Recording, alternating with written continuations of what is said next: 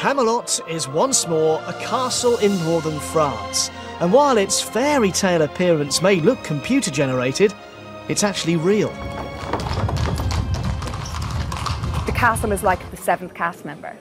You know, it's such a huge part of everything that we do, and it does so much of our work for us because, you know, when you see it, you don't have to imagine it, it's there. Well, all the time that filming's going on, the Pierrefonds Castle here remains open to the public, so visitors are getting a real close-up glimpse of how a major television production is made and how history is being brought to life.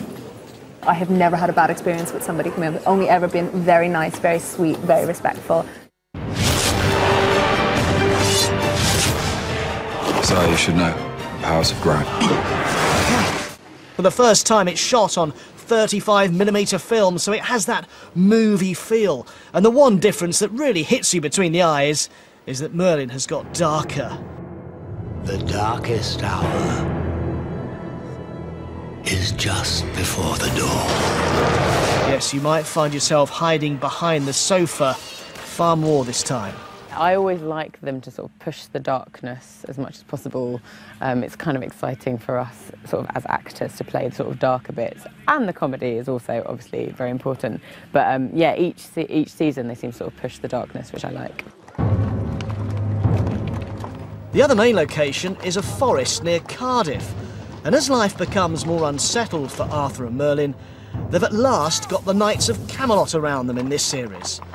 Arthur's uncle also arrives on the scene, while Lancelot makes a return to the team. It's a collaborative business and kind of experience, and I think it's really important that everyone's on the same page and understands the scenes, and you kind of get better at it because the characters, you know, see, this is how we get along. These days. Yeah, we have to deal with, and it gets better in that sense. You just kind of learn more about these characters as you come along. So you come back for a fourth season and you know them, you know, so it's more ingrained in you.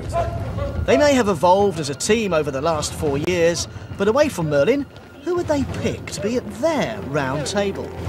Probably have Bill Murray, because he's hilarious. Have to have Meryl Streep and Judi Dench. Always have to have them. Attila the Hun, Catherine the Great, Cleopatra, Mark Antony and Caesar, because I want to see what they talk about Cleopatra. Mike Bushell, BBC News, in Camelot.